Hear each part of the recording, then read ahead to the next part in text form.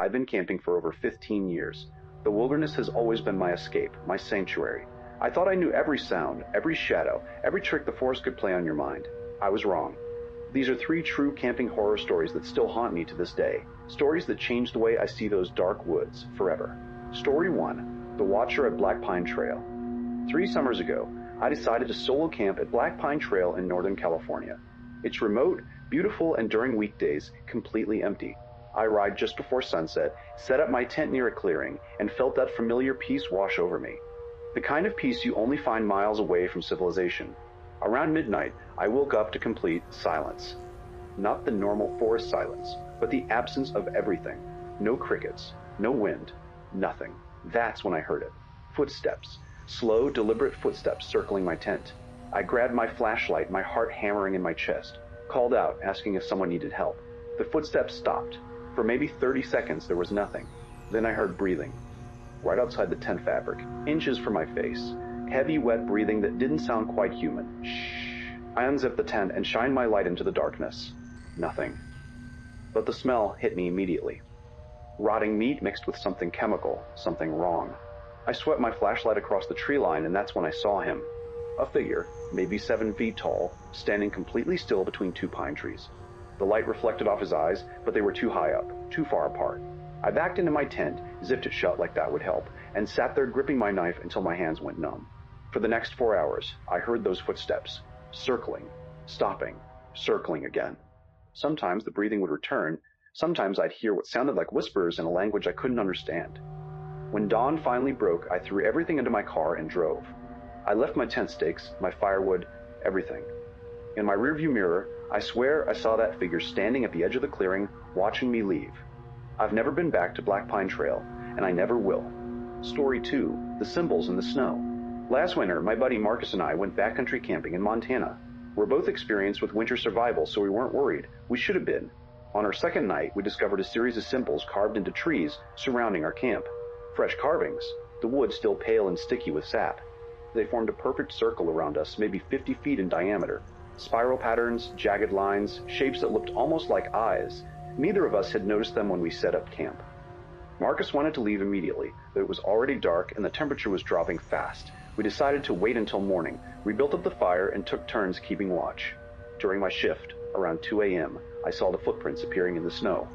Fresh prints, forming one by one in the firelight, coming toward us from the tree line. But there was nothing making them. Just prints appearing in the snow, getting closer. I woke Marcus and we watched together as the invisible presence circled our fire 3 times. The prints forming a perfect ring around us. Then they stopped. Just stopped, right at the edge of our camp. We sat there, weapons drawn, staring at those final prints, waiting for something to happen. Then the trees started groaning. Not from wind, a deep, rhythmic groaning like the forest itself was breathing. The symbols on the trees began to seep. Dark liquid running down the bark. We grabbed our packs and ran. We didn't follow our trail markers. We just ran through the darkness, through the snow, branches tearing at our faces. We found a logging road around dawn and flagged down a truck. The driver said we were 12 miles from where we'd camped.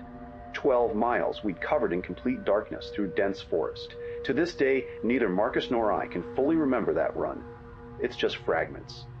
Flashes of trees, the sound of something massive moving parallel to us, the certainty that if we stopped, we'd never leave those woods.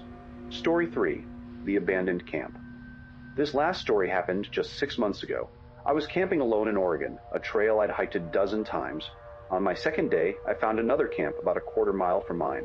A tent, still set up, a cold fire pit, food hanging in a bear bag, boots placed neatly outside the tent, but no person, and everything was covered in a thin layer of pine needles and debris, like it had been abandoned for weeks. I called out, no response. I checked the tent, sleeping bag still laid out, a journal on top of it. I opened it. The last entry was dated 2 days ago. It read, "They're not animals. They walk like us, but they're not us. If you find this, don't stay here after dark.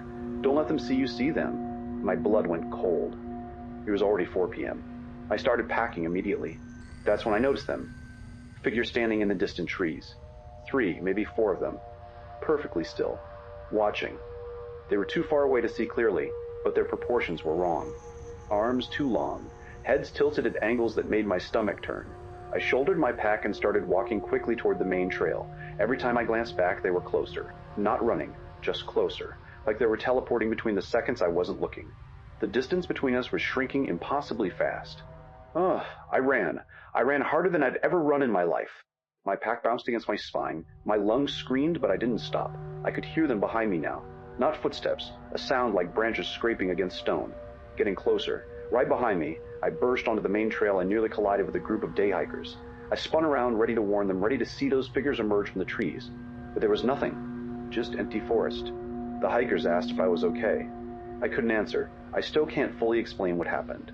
I reported the abandoned camp to the rangers. They searched the area. They never found it. No tent, no camp, nothing. But they did find something else. 14 missing person reports filed over the past 6 years, all from that same trail. All solo campers, none ever found. I still camp.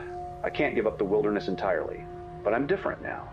More careful, more aware, because I know now that we're not alone out there, and whatever shares those woods with us doesn't want us to leave once it's seen us. If you've experienced something you can't explain in the wilderness, something that still keeps you up at night, share your story. Because the more we talk about it, the more we warn each other, the better our chances of making it out when the forest decides to show us what it's really hiding.